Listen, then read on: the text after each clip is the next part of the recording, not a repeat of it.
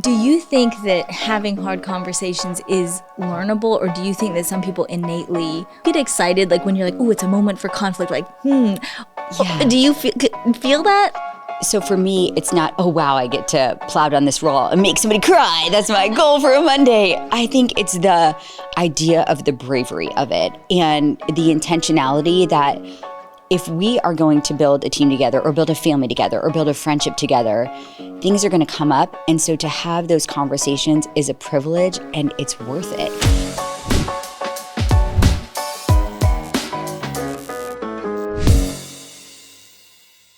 I feel like you are the number one leadership guru that I go to. Thank you.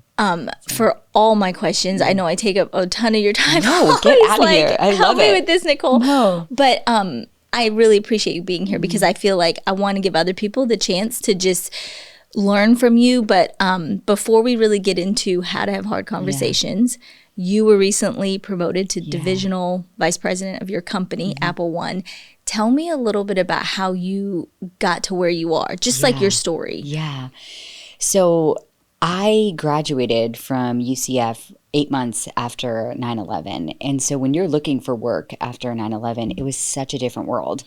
And my degree was in communication. And I had been class president in high school. And I'm like, I want to be a big class president in the world. And so I thought that would be pharmaceutical sales.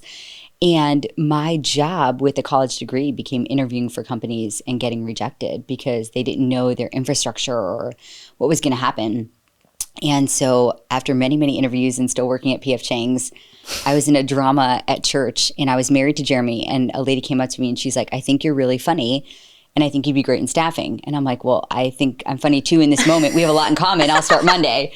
And so I interviewed at Apple One, and that was in 2004 when I started. And I had worked so hard to get this job that I thought, I don't want to let it go. I knew what it was like. And the fact that I had found a career and God had blessed me so much that I can earn a living creating jobs for people, I just thought I could do this forever.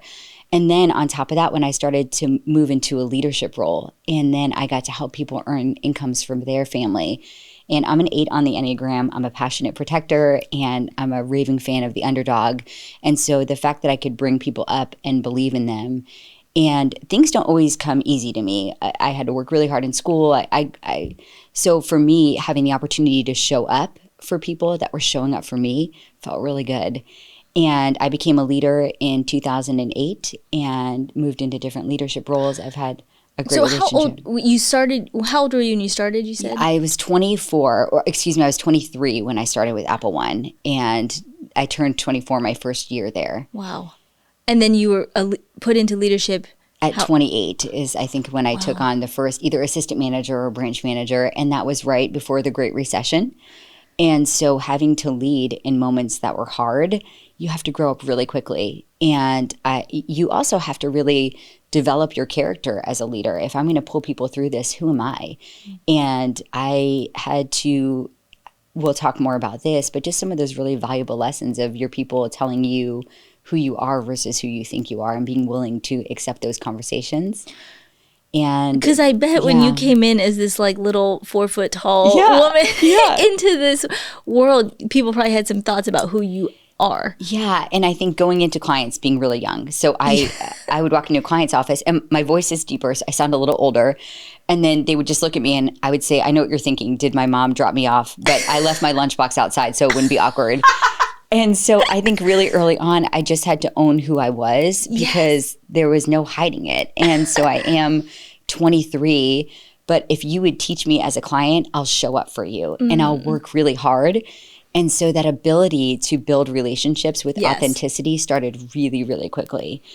And then going into leadership in the beginning, it's interesting. I had just become a Christian when I was like 19 or 20. So then you learn the last shall be first, but then you're in sales and you're like, you're only great if you're number one. And so it's so confusing. You're like, and so the idea of loving people well and earning things to help other people, I had to settle into that. And in the beginning, when you're exploring your leadership journey, for me, I was just a little bratty. You know, I had to like grow up a little bit and it wasn't all about me. And one of the really pivotal conversations in my leadership journey, I was in a conversation with somebody and they said, I don't think you're as approachable as you think you are. And I was like, ooh, okay. Was it a subordinate? Yeah. Wow. And she was giving me feedback that I was probably trying to defend. And it was that idea of maybe you're not as approachable as you think you are. And so I really had to, she was right. And so that idea of self-reflection and it's all in scripture, right? Servant leadership and loving people well. And we know it. But then to live that out, you really have to die to yourself on a daily basis. And so that's really helped me mature in my leadership, being a follower of Christ and then loving people, wanting the best for them.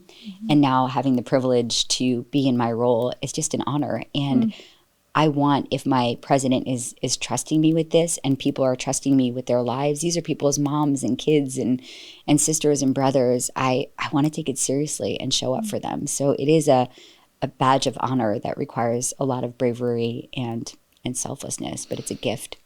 I feel like your genius is people. Like it's really what you said. It's why you're good at sales. You can read people. You can manage people.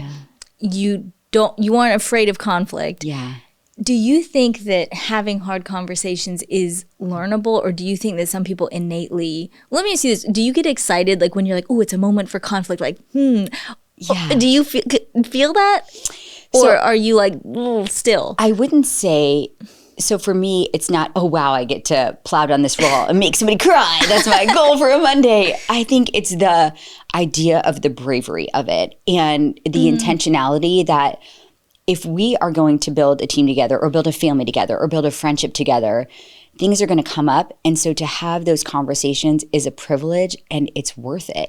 So it is not always easy and I don't always get it right and I'm not perfect. But the idea of not having it is so sickening to me that I had the chance to fix or repair and I didn't. So the bravery of it is what excites me, that I know I'm coming into this conversation because I want you and I to leave better. And that's okay. Right? My kids are adopted.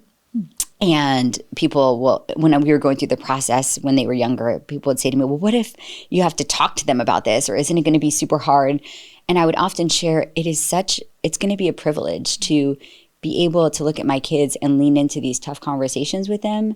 It's not just, I don't have to, I get to. And so I think it's just that framework of how we look at anything in our lives. Anything can be an opportunity if we have the right mindset. Okay, so if I put you in the hot seat for a moment. Yeah, okay. Is it hot? It's okay. It's very soft, but I'll take it. What is the last difficult conversation you had and how did it go? Yeah, so we just had, it was just last week, and I have them every single day. But there was a leader on my team that I was just working with on a really difficult situation. And so for me, that moment was what I think that the way that we handled it that I was so proud of was we went into the conversation and there was levels of protection on the leader side where the information that was given to me was filtered and I didn't appreciate it. And so in that conversation, I said, if I'm going to work with you on this, I want a real conversation where we can be vulnerable with each other. And I know in leadership now, we hear all these things and everyone has an opinion that there's privacy and I always want to respect that. I never want to violate that for my team. But if you're inviting me into something and I'm going to become a part of it, we need to be real with each other. At my company, one of our core values is real love. And I take that so seriously. I never want to be a person that my boss asks me a question that I don't give him the answer that's going to be truthful, that we can really work on. Otherwise, why have these conversations? We're just dancing. And so that turned out to really, that conversation I had with that leader, it really built a second layer of trust and vulnerability in our relationship. And now I think of the strength and how much quicker our next conversation will go because we've already established this path of communication. So it's going to move really fast. Okay, so teach me, if I'm someone who hypothetically does not love the thought, like it doesn't, the bravery part sounds scary, you know? Let's say even beyond the workplace, I know there's this conversation I have to have, whether it's with my friend, as a parent, spouse, whatever it is. What should my mindset be going into it? How do I prepare myself? So from our perspective, just prayer, starting off with your relationship with the Lord. And it's interesting from a leadership perspective. I share a lot of things and people are like, that's amazing, but it's in scripture. So in Matthew, it talks about don't point out the speck in your brother's eye when you have a log in your own. And God is teaching us the intentionality of searching ourselves before we go into a conversation. And so for me, that rule, and I would share the same thing with you, is what is the intentionality? There's times where we're irritated about things. If I sit in something more than 2 days, it deserves a conversation. And so the first thing I do is search myself. Am I willing to have this conversation to prove a point, to get it right, or for us to leave this room hand in hand better people? I might have a perception of you, Jeanne, in some way if we're in conflict. And it's not fair to have that perception of you without having a conversation. And so that framework for me is evaluating my intentionality, going in with an open mind that it might not go exactly the way that we've planned. And I think that's where the bravery comes in. So many times. Let me ask you this. Okay, so if you're saying intentionality, I'm looking at myself and I'm going, this has been festering for 2 days or more. It is really bothering me. But the reason I want to talk is I want you to know what you did wrong so I can like be done with this and move on. Is that not the good intention? No, it's good because we want to have the conversation. But for me, I think that the restoration is in the recovery. When we see things restored in recovery, that's where we see the greatest results. And so that mindset of when I'm in a conversation with somebody, I'm not looking for what you're doing wrong. I'm looking for what you're doing right. And I think in some instances, you and I just might have a different definition of what good is or what great is. And so in conversation, we have to move closer towards that definition of good. When you meet people in your 40s, we all have different life experiences and different thought processes. And so in a work environment or a friendship, things that I might feel are appropriate might be a trigger for you. And we can't repair that relationship or see the restoration unless we have a conversation about it. I think also the vulnerability side is letting people know this is hard. It's not easy and it's not perfect. It's not these Netflix episodes that we're talking about where everything gets buttoned up in 30 minutes. There might have to be another conversation. So I might talk to you and say, we've covered a lot today. Let's just take a minute. I don't know about you. There's times where I leave something and I thought, oh, I wish I would have said that, or to have that moment to recapture. And so in a conversation with a teammate or someone that works for me, I want to leave room for that second chance. I think that that's fair in rules of engagement, that we could come back to this, not to belabor it, but just how are we feeling now that we've had a day or two to settle? And we can still continue those conversations and ensure that you felt heard, but we have to get to a path where we're moving in the same direction too. Is there ever a situation where there's someone, because I feel like what I keep hearing you say is that intentionality in a sense means you really love this person, you want restoration on the other side of it. Have you ever had a situation where you don't necessarily care for let's say they're not work relationship, it's a friendship or something, or just an acquaintance, but there is something bothering you. It's been festering, maybe it's to do with kids or some kind of like boundary cross, whatever it is, but you don't necessarily love this person. You just want to deal with it. How do you handle that? So we are called to love people. And we were in a Bible study one time, and I forget what scripture it was, but it was like, it said bear with one another. And that doesn't mean best friend. I don't have a best friend term with everyone that I interact with, but it is worth it to have those conversations if we think of our lives in an eternal way, that we're going to be in heaven with people that are brothers and sisters in Christ and people that we love and care about. So and I think Jesus says this example too, I don't only have to like you for you to deserve the best version of me wanting the best for you. And that's when we talk about that selfless love. Does it mean we're going to be best friends at the end of it? No, but why is anyone less deserving of repair than another person? And I would say for me, I have strong boundaries. If something is not welcome or accepted, I do set up that boundary for myself, but that boundary is a level of protection, not avoidance. Or I think we live in a world where escapism becomes acceptable in some ways. And I don't think that's what we're called to do in relationship. And what's the difference between avoidance and a boundary? yeah, so when I think about that, a boundary is I'm going to have this conversation. It might not go as well as planned, but maybe if you send me 42 follow-up crazy texts, I don't have to respond. But the avoidance is I just let things fester and I don't bring it up to you. And that's not fair to you. It's not fair to me. And so bringing it to light. And there will be times in conversations that the person won't receive it or it won't go as planned and it might not feel restored.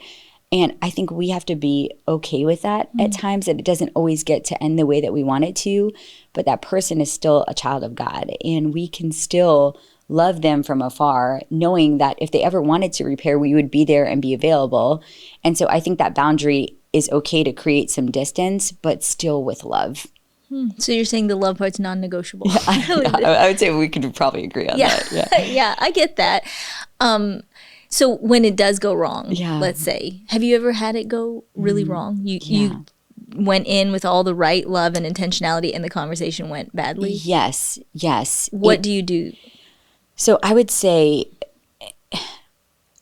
when I think of tough conversations in general, I think there's a difference between surveying and a skill set. And I think a lot of times before we go into a situation or if we have a difficult conversation, we tend to really survey everyone around us. Hey, this happened. What do you think? What do you think? What do you think? What do you think? Versus working on the skill set of I'm going to look you in the eyes and have this conversation and get better at it. And so the ones that I've had in the past that didn't work out the way I wanted to, I had to decide, okay, either I still have to work with this person or be in relationship with them or still in community. And it was a really good lesson for me on areas. Where did I miss the mark here? How can I reevaluate the next conversation I have? But it doesn't stop me from continuing to have those conversations, or maybe just a pause in the relationship and then coming back to it and saying, listen, we just went through this and it didn't end the way that we both wanted to, but I still want to put an effort in if it's somebody in your life that you're in community with or whatever that looks like, right? And some will end. I think, we have seasons of our lives where we move on or things change.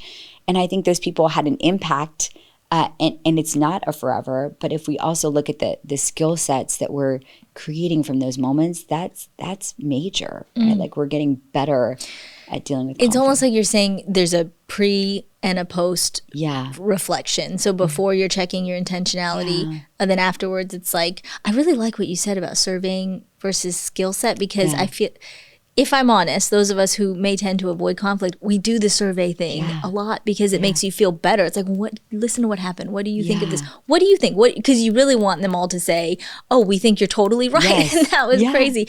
But you're not, if I do that, I'm not growing at all. So maybe afterwards I could sit, even if it went poorly, and think, what skills could I develop from this? Is there any part of it that I could do better next time? Because that's valuable. I think too, when you're interacting with people, and specifically in a working environment, when you are initially doing that onboarding phase and it's just absolute joy and we're so happy you're here, asking people, how do you want me to approach you when conflict arises? I think that having these conversations are hyper personalized. And so for me, I want you to call me and let's just knock it out. Whereas other people on my team might want an email. And so really just respecting people even in conflict, that helps create a framework for conversations. And then if you ask me to call you and then I call you and you're still defensive and I'm like, hey, Jeanne, when you and I first started working together, you asked me to approach you directly and that's what I'm doing.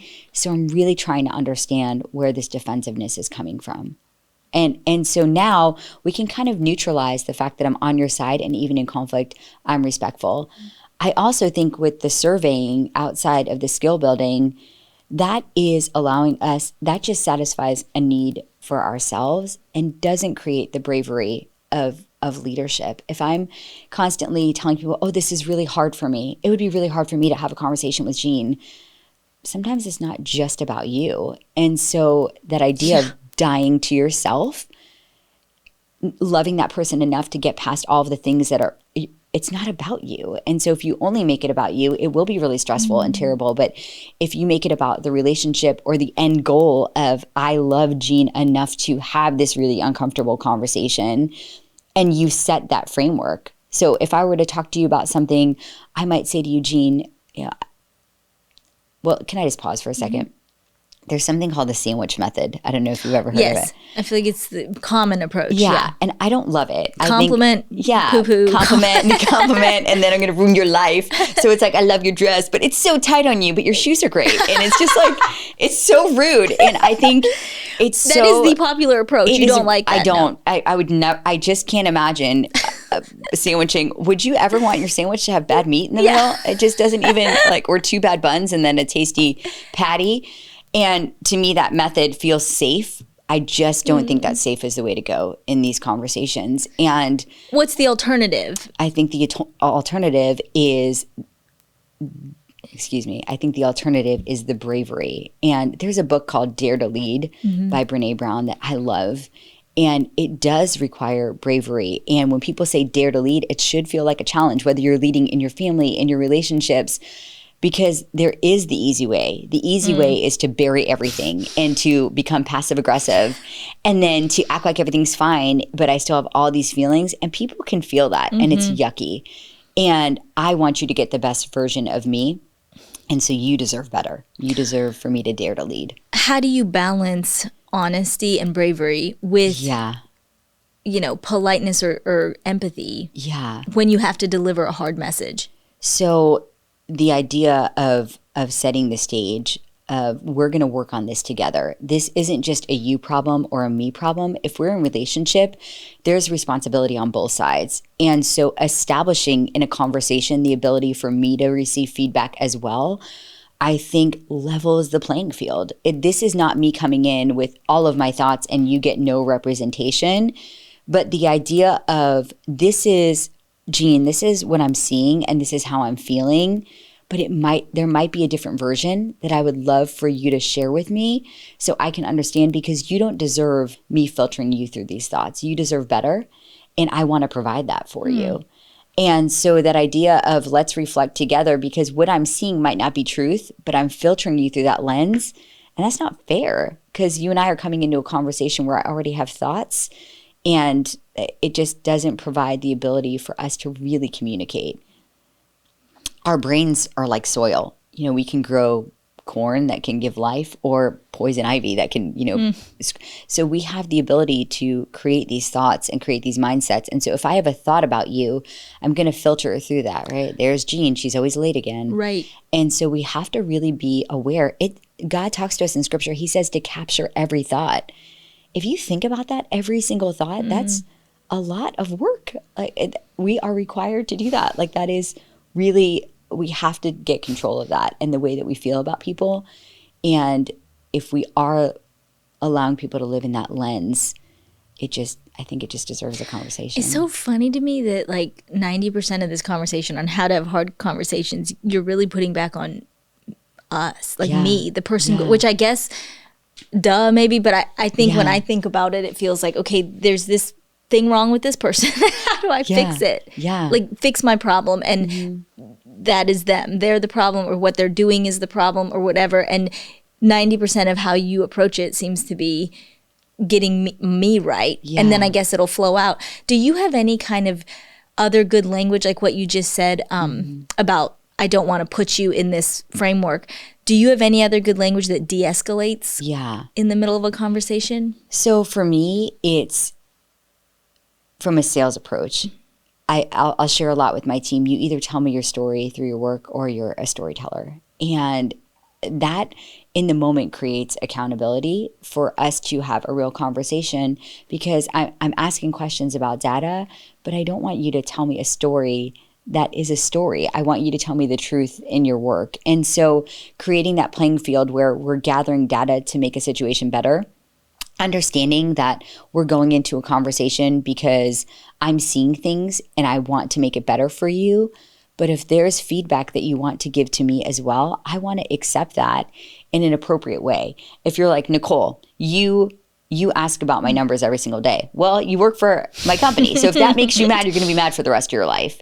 And I think a lot of times just neutralizing it, when we go into a conversation, I can start off by saying, this is really hard, but I'm so excited. It is a gift to be able to talk to you about this.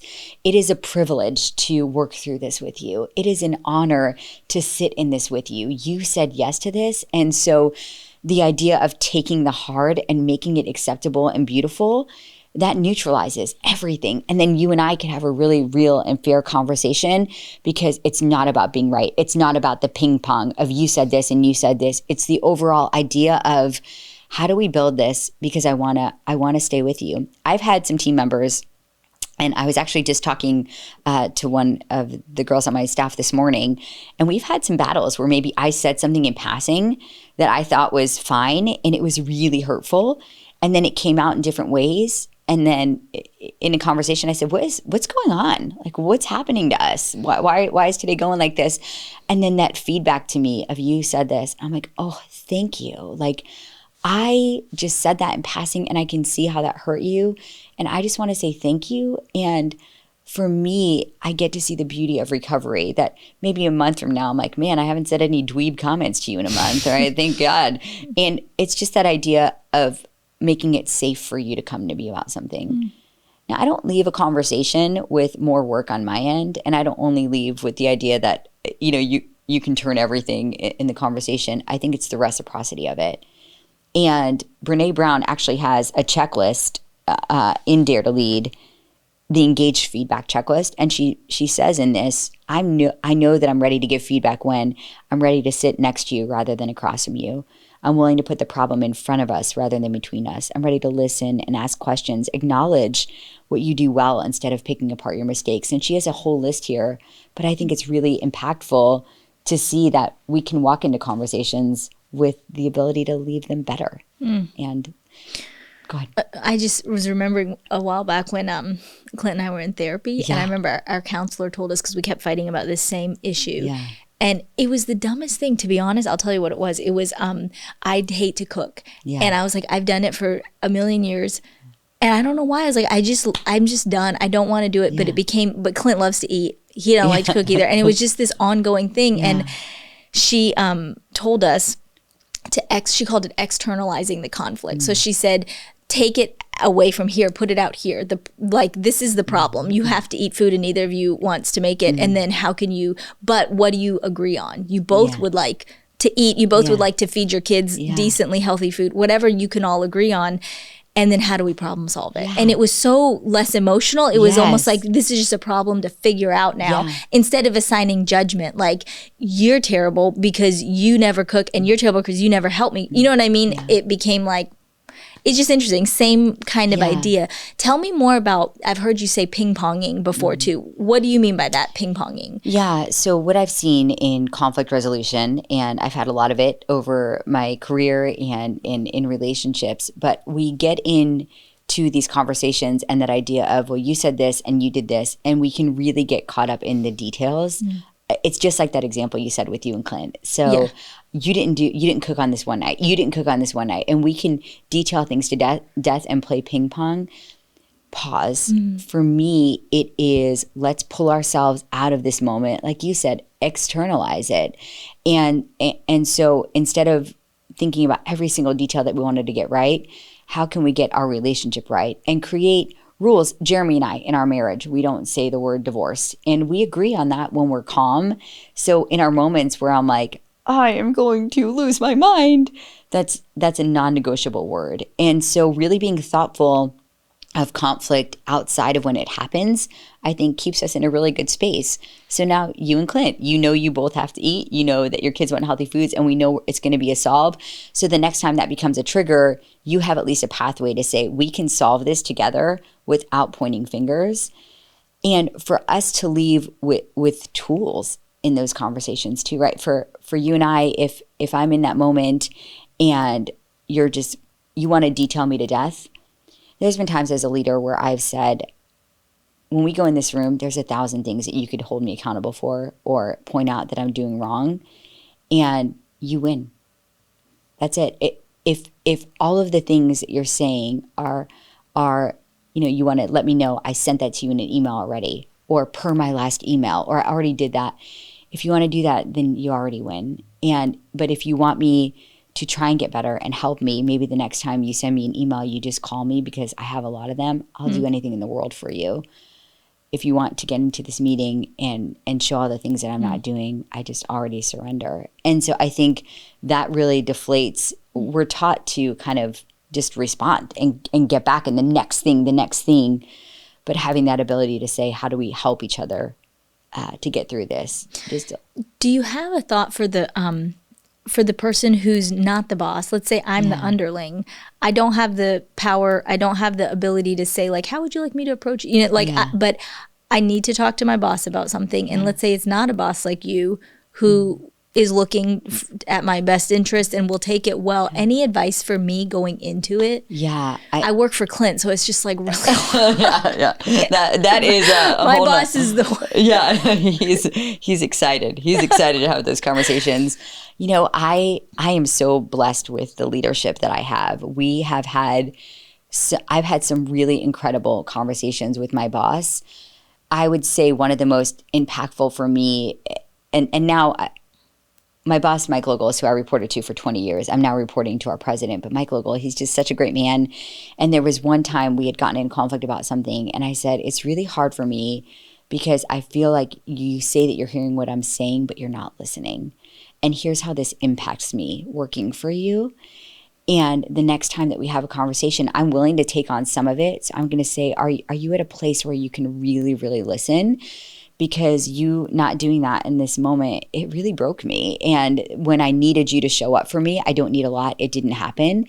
And so being able to not only bring that conversation up to my boss, but then the accountability that I was going to take to help repair it, it went really well. And my boss was incredible. He always received that feedback in such a great way. So you can lead using the same tools, right? Having the ability to talk about your intentionality, letting your boss know that you're still there to support them. And it takes bravery to do that. In what I do, there are people that transition jobs because they have really toxic bosses. And so there are times where I hear narratives that just don't go well.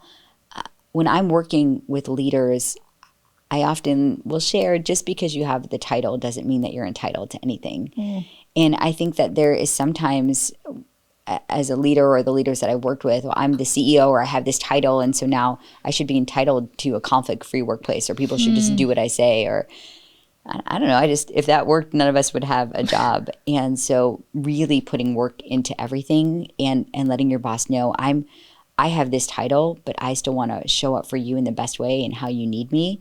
I think that has an impact. And if we walk into things with surrender, really to repair it, I can't imagine at least not leaving with some level of progress in that situation. How do you know when enough is enough? Like, let's say maybe it's a boss and it's like it's toxic. Maybe it's just a friendship or some kind of relationship where this person has no desire to change. What are the signs that it's okay for me now to say, like? So from a team perspective, I would say when people get stuck in what I call the apology loophole. So that's where you constantly tell me you're sorry, and you're really great at that, but there's no repair. And so that idea of you're sorry and I accept it, but then we still did the same thing. Now you're taking advantage of me. And every time you cash your check, you re-accept your job description. If we're not going to accept the work, then don't accept the paycheck. That's the boundary for me as a leader. In relationships and friendships, as a leader, I always tell people, I want you to be 51% selfless and 49% selfish when it comes to managing your time. Even on an airplane, they talk about putting the oxygen. We've all heard that analogy. The idea that I want to lead first, but I have to preserve myself too and what I love about the job so I can lead people well. And I think in relationships too, if you're constantly pouring or constantly investing and there's not a strategic return, not strategic, but just that exchange of love and care, you have the right to say, I don't know if this is healthy for me. And to evaluate, is this because, and why am I putting this effort in because I want this person to like me, or do I enjoy investing in them? And what does that relationship look like? I don't have that perfect answer, but I think setting the boundaries of the exchange of the relationship is really important. That makes sense. So I've heard you say before that having difficult conversations is a transfer of trust. Yes. What do you mean by that? Yeah. So if we look at any exchange, there's a transfer of something. If I smile at you, I'm being generous with my energy. The same thing when you do to me, there's always a transfer in anything that we do. And so instead of looking at a conversation of you and I are talking to get a job done to kind of do that check mark, that transfer of trust is when we got to go into this moment together and you shared something with me, or you opened up to me, and now we're building trust. There is a book called The Speed of Trust by Stephen Covey, and it's our leadership Bible at Apple One. And in relationships, trust is measurable, and world-class trust, he actually has charts. It is a dividend. It is when you have the freedom to go about your job and not worry, is somebody out for my job, taking something from me, doesn't have my back. The way that you can live, it's a dividend. It is a 40% dividend on an organization. And in a world of low trust, it's a tax, and you can see it. It can be up to a 40% tax. If you've ever been in a relationship like that where you've had low trust or a work environment, it's measurable. You can see how it can really. You mean in like your actual profits and your. Yeah, and your profits, and then just the way that the team interacts. So he calls it a tax on the organization. My teams that have world-class trust are my most profitable teams by far. My teams that are maybe in semi-trust or in low trust, maybe they're rebuilding, there's profit issues because they're not moving with the speed of trust. It's actually measurable. And you're saying that a big step in developing that is the hard conversation. Yeah, that's how you absolutely transfer the trust and build it. Yeah, because now it's the same way, when you're in a stock market, you get something positive and you make a deposit. And so in a relationship, if I'm making deposits and you and I can see I've had this conversation and now we have this recovery together and we get to see that we come out on the other side better, stronger together, that builds trust. I have your best interest in mind, and I'm not just doing it because there's some checklist. I'm doing it because I'm in relationship with you. And in a team environment or in a friendship or in a marriage, my number one client is the client, my family, the organization. And so the fact that we think that things don't take work is really, we're lying to ourselves. When we are in any relationship, the effort is there. So from my best friend, if I haven't heard from her in a week, instead of being like, you haven't called me, like, I'm going to call her. And I would say, I miss you so much. And so that's a transfer of trust that when there's a week that goes by, I don't want her to not hear my voice. In a relationship where we've had some friends come to us with some family issues in their marriage, and we let them know we're not taking sides. Like, our number one love is the marriage. And so we want to help you guys move towards that. For my team, when you have an individual issue, my number one is the client. And so each individual, I care, I want you to move back to that greater purpose. And so kind of like people mechanics, we have to do little tweaks to make it all work. It's very, I hate to overuse the word, but intentional.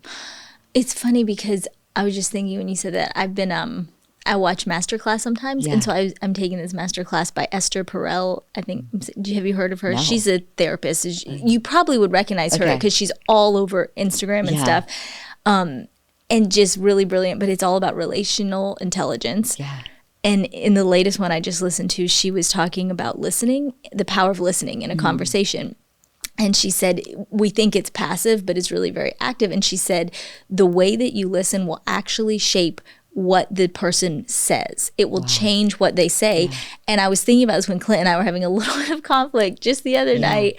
He was talking, and I thought, I'm going to test this and try what Esther says instead of my initial, which would be to, just without, not intentional, just reactive, to say why I disagreed, my side, whatever. I said something like not how does that make you feel, but like, are you hurt by such and such? I asked a question to actively listen, and I kept doing what she said, and it really did steer what he was saying. I was like, wow, I'm kind of controlling in a weird way what Clint is saying by my listening. Yeah. Do you know what I mean? 100%. I never thought about listening being that powerful to make someone else talk even more, to change their emotion if they're angry or if they're calmer. But I don't know, it just made me think when you talk about like the goal for us, for Clint and I, then the prize is the marriage. You know, it's like preserving that even in the hard conversation, the listening part of it can build trust and can steer you towards recovery. When we talk about, when I'm in a room with somebody, I'll be sharing something and I can see their lips getting ready to move. And I'm like, if we can just listen to understand and not to respond. I just want to be able to digest this together so we can leave with the true understanding. It's everything you're saying. And we always talk about emotionally people are totally predictable. And so if I tell you a story about my wisdom teeth coming out, you're probably going to tell me a story about your wisdom teeth coming out. And so this idea of predictive behavior, it's not magic. It's human behavior. There's tons of studies on it. And so if someone is hurting and they're coming to you and you lean in to ask more questions, or you tell them a story about how you can understand where they're coming, it creates that openness to continue the conversation. And it's just sometimes a question of, why is this hard for you? Or I've been in conversations before where I say, you're telling me everything's okay, but your face looks like you ate a Sour Patch Kid. It's confusing. And so not in a rude way, but it's just, let's get that real, because it's confusing. You're telling me something and I want to be here, but I can see that it's not all the way. There's still some things left, and let's shake this out. It's okay to lean into this. That's really good. Yeah. I'm honestly, you are very direct. I'm starting to see, even honestly, I was surprised at how direct you were to your own boss. Yeah. I'm just from hearing the language you use, I'm starting to get kind of, you know, what you're saying and what you said about listening to understand, not to develop your response. Yeah. It's so like, yes, we get it, but it's so hard to do, like really do. And even then with Clint, I was honestly just faking it just to see what I was still thinking. I had my whole argument. Oh, and I didn't really care what he felt, but I was trying to. But amazingly, I was like, even faking it worked in that it drew him out more. And then that could soften your heart too. You know, even if you're not quite there emotionally, you could fake listening and it would help. I think listening, and then when we talked about the directness, I feel like there's so much that happens that I don't have time to dance around. Like, why not just jump to it? Everything else is just so exhausting to me. That's a good way to think of it. And so the other day, my daughter, we go to an amazing school, and there was an issue with another mom. And my daughter had sent some message and it got misinterpreted, and whatever the reason. And so I just called her and I just said, hey, is your daughter crying because of my daughter? And she said, yes. And I was like, I am so sorry. And so just not, how was your day? I just was, get to it. Just like, this is a hard day. And no matter what the reason was, or 1,000 issues. And then I talked to my daughter and I had her write a letter of apology, and we talked about forgiveness and just getting right to it. Like, we have to own this moment. And she came home and she was like, Mom, she forgave me. And to see that example in my kids, that they get to live out, bringing something to light, seeing the beauty of forgiveness. And it doesn't always happen. But I was so proud of her, and just to see her little life develop in this world of forgiveness and all the relationships that she's going to have. It was really exciting, but just getting to it. I don't really, anything else to me, it just seems like we're doing like a peacock dance, and it's just exhausting. And why would you take that much energy when we could just put that energy into fixing it? It just doesn't make sense to me. I get that. When I used to teach middle school, I think I had a lot more courage with kids because they're younger than me. Yeah. And there was this little boy who I still remember who was so annoying, but I just loved him. I saw who he was trying to be, funny, and he was so small and cute. 6th grade, and he was just get on people's nerves so badly. And one day I still remember sitting in the cafeteria with him, and he was crying in this rare moment of like, I'd pulled him aside and he was telling me like, why doesn't anybody like me? And I remember thinking, life is too short to not just be honest with this little boy. And I told him, whatever his name was, I said, I think you are so great. And I probably did the same thing. There's all these, I said, but I said, buddy, you can be annoying. Like when you do, and I gave him examples. When you did this and this and this, people don't like that. And you could be so great. But I just remember being like, it was one of the first maybe moments in my life when I unfiltered told someone exactly what they were doing because I loved him. And and then somewhere as I got older, I think with people my age or even above me, it's like, ooh, and I think now that I'm just hit 40, I'm beginning again to kind of think life is so short. I don't want to spend my whole life always dancing around them too. But it's taken me a minute to get there. But I do feel that with you. Like what are we doing if we're just always, appeasing everybody? For me, when you tell that story, I have a friend, Jordan, that I do some presentations with, and he talks about SBI, so situation, behavior, and then impact. So it's very specific because if I tell you, you're really great at tough conversations, that's so nebulous. You really have to fill in the blanks, and you and I have different definitions of what great is. But if I tell you, in that situation, when you approached so-and-so and you let them know that this really impacted our entire day when they were late, and we're committing to being on time, and that's an expectation, and then you saw the whole team really come together to support picking up the slack to move beyond this moment, that really impacted our team in a positive way. And I'm just really thankful. And so now I'm taking a core value. Behavior. And I'm creating an opportunity for you to live up to that, because now there's an example of how we should live, right? God sent his son to live out the example. We were like, what's going on? And he gave us really good examples. And so being thoughtful of that with our team, I think is really helpful. And then for us, you talk about going into adulthood. I really think that we should evaluate our core values as people. So who are we? Who are we? If people were to look at me, regardless of any situation, whether it went my way or not, who am I? And so for me, I want to be someone who is a servant leader, who's generous, who is impactful. And so no matter the outcome, whether I'm cleaning a bathroom or fighting with my husband or having a tough conversation, if I am staying true to who I am, regardless of the way the result is, I'm going to be okay, right? And so I think good. that idea of self-reflection, who am I in these conversations? And if we know who we are and we know whose we are, I think it's okay. We can be 40 and have a really real conversation with somebody and let them know, this really stinks, but the idea of not having it and having these thoughts are not okay. The idea of working alongside of you every day and you walking in and me having a thought is not okay. And then letting people know that behavior that you did, I don't think it was appropriate. And I do have an expectation.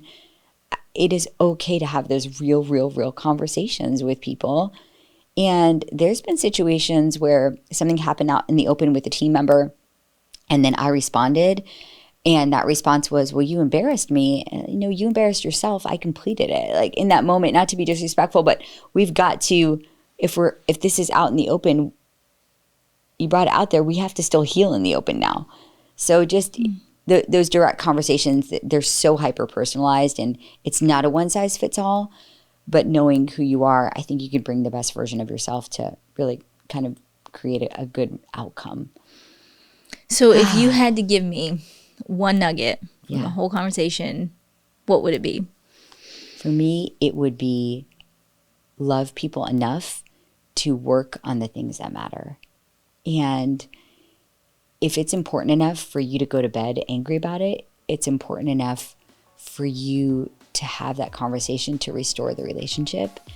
And we've been given the greatest example of sacrificial love, and dying to ourselves is part of this.